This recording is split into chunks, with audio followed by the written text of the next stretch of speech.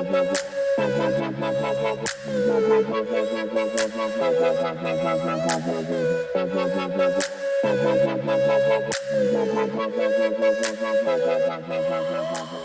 evening, guys. Welcome back to the Wood Shop with Katie and I. It's good to be here.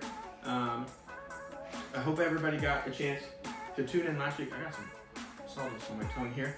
Hope everybody had a chance to tune in last week. We're going to jump in again this week. This week is brought to you by Lysol. Solve your problems with Lysol. That's a hot commodity right now. Thank you. I feel like we shouldn't tell people we have that. Lysol for sponsoring this show. Let's just dive right in. So, I want to start by talking a little bit about my childhood growing up. Me and my siblings were like the worst, I think, for a long time. We fought constantly. Doesn't matter where we were. We weren't like ashamed to fight in front of other people. We just fought all the time. Classic. And looking back as an adult, I can kind of see the reason why. We were really like selfish in our perspectives for a long time growing up. Like I was into middle school before I really started to understand kind of what we're talking about today. And we were just all so focused on our own selves that we fought all the time, right? And honestly, that's how our brains develop. We start, like when you're a little baby, you don't even have the capacity, like the idea of thinking from somebody else's perspective isn't a thing. So we grow into this ability to have like empathy and compassion and look at the world from other people's perspective. But the thing for us is we were always so focused on myself that things, for a long time, my parents had a rough go raising us. I'm sure we were really annoying.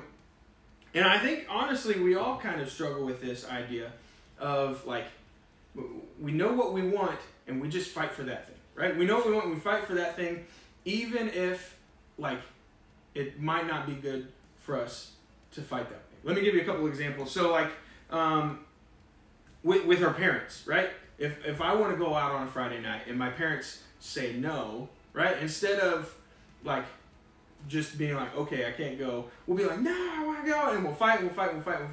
And what happens is, because we're fighting for this thing we want, the next time we ask, we don't get to go either, right? We do more damage fighting for this thing we want. We don't realize that, the way we interact with our parents in these instances affects the future. So let me give you a couple examples, a couple more examples. So, like, imagine we're on a sports team, like we're playing basketball. And let's say that I'm the second best player on this basketball team. And it really bothers me that this guy's better than me. It's like, he's always just, like, makes one more shot in practice. He always scores 2 more points in the game, like, whatever it is. And I get so upset. I get to the point where it's like, man, I want to be the best player. So I wish, like, we root for him to, like, break an ankle or something just so I can be the best player on the team. Even though, if he broke his ankle, like, we would lose the best player on our team, that would be terrible for us, right? Because basketball is a team sport, and even if I score a ton of points, if the whole team isn't together, like, we would still lose. So even to our own detriment, I want to be the best, so I'm wishing against this guy. That's to our own detriment. Let me give you another example. Politically, right? I'm sure you guys are aware of the political landscape today. On either side of the aisle, right? Either side of all the issues, people hate the other side. Like, they dislike the people on the other side so bad that they're rooting against them, right? Even to the point, like, man, I want him to fail. Not thinking that, like, that guy is the leader of my team. If he fails, that's bad for me, right? Even, like, people who don't like our president right now, man, I wish this guy would fail. Like, people are wishing for him to fail, not realizing, like, if this guy fails, that's not good news for you, right? That's actually really bad news for you. So those are a couple examples of how we fight for ourselves to the point that it's not even good for ourselves. You got any examples of that? You ever experienced that? Yeah, so I think the easiest example to give is a sports scenario. You guys all know I was a swimmer pretty much my whole life, and a lot of people think that swimming is just like an individual sport, but the reality is, if somebody doesn't do well on your team, like, you need everybody to do well in order to win a meet. It's not just me doing the best all the time. So when I was younger, there was a group of girls on my team who were all pretty good, and we were all really competitive, and so we were friends, but also, like, not friends if one person was doing frenemies. That's a good word for it. And there were a lot of times where like these people who I spent so many hours in the pool with, just dying, wishing that they would like also have an injury like I did because I had shoulder problems the whole time. Just drown a little bit. Just drown like enough, like just enough, so that I could be the best on the team. And like Justin, it was probably in middle school when I started to realize like it's actually a healthier environment. It's actually way more fun if we're all like rooting for each other. And so like the longer I swam, middle school and high school, I kind of became the person who said like, we're not going to deal with this competitive, like I'm going to be better than everybody else. And we're just going to like cheer each other on and root for each other. And my experience after that was so much better than it was when I was younger. Because it felt like everybody was like one big happy family most of the time. So that's what we're talking about today. This like instinct or like whatever you want to call it in us that says we want to be the most important thing. Like I want to get what I want. Me first. Above, me first above all else. And we're going to talk today about how that is in the long run not great for us. And the story we're going to read today comes from this guy named Jeremiah. And Jeremiah is in contention for the worst job ever. Worst job in the Bible at least, but maybe the worst job ever. And Jeremiah was a prophet. And if you don't know what a prophet is somebody who kind of speaks to people on behalf of God. That's kind of what their job was in the Old Testament. And this guy's job was to tell the nation of Israel, if you don't stop doing the things you're doing, right? If you don't stop worshiping pagan gods, if you don't stop like taking in these pagan practices, they went so far as they were doing stuff like child sacrifice. And Jeremiah's job was to say, if you don't stop doing this, then punishment is coming. God is going to send somebody to punish us. There was this cool image where Jeremiah says, there is like, imagine a cup that is full to the top with this liquid. And this liquid represents God's justice and anger towards you guys. And if you don't stop, he's going to make you drink the whole thing. Like, what a hardcore visual. I don't want to drink that cup. Well, stop. So that his job was to say, stop what you're doing. And if you read the book, the reason why his job is so hard is because nobody ever listened. Like, he went his whole life preaching this message. Nobody stopped what they were doing. They went exactly like he said into exile.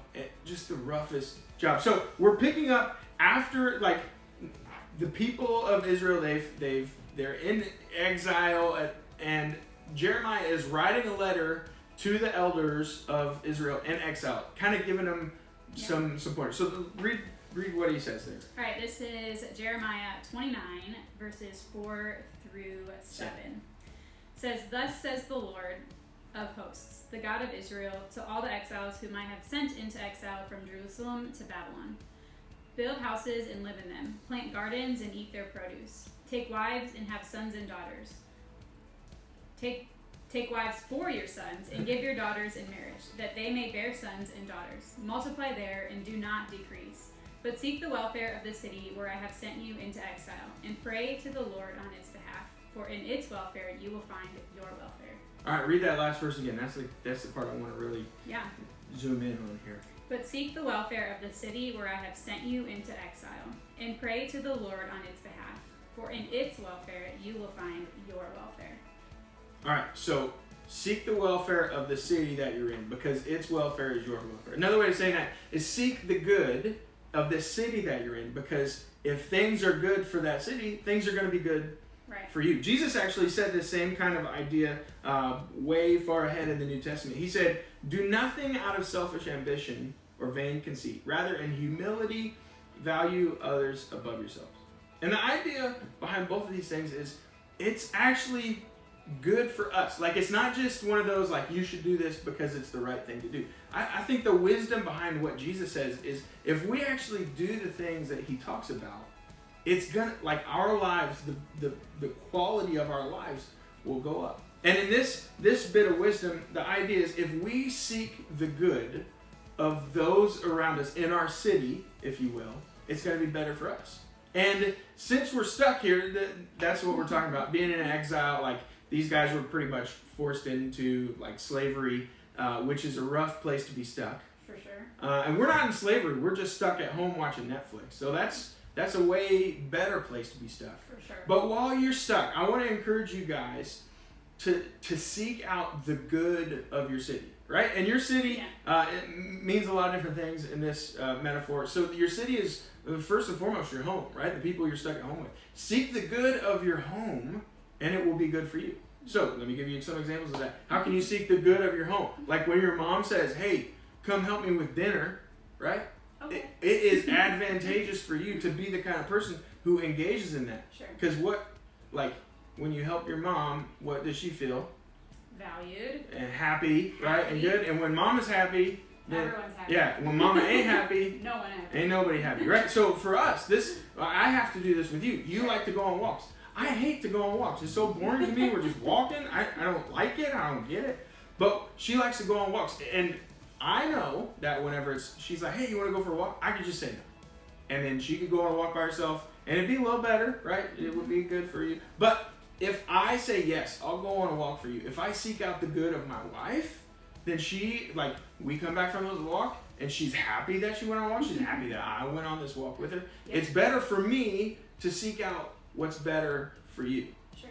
That's the idea behind this today. So our challenge this week is to find a way to seek out what's better for the people around you, right? Seek out what's better for your city, for your town, and by that we mean your family. What's better for your family? Yeah. What's better for your siblings, right? Is it better to always fight with your siblings? Like, would you rather be in a context where you're always fighting with your siblings, or a context where your siblings, you and your siblings, like, share the things you have and like, hey, what do you want to do today? Hey, what do you want to do today? We had a challenge like that last week. So this week we want to challenge you. Find a way to seek out the good of your city, which is your home right now. Right. And we want you to come back Thursday when we do our groups and tell us about it. Right? Yeah. So that's your challenge. Seek out the good of your city. Nice. Peace.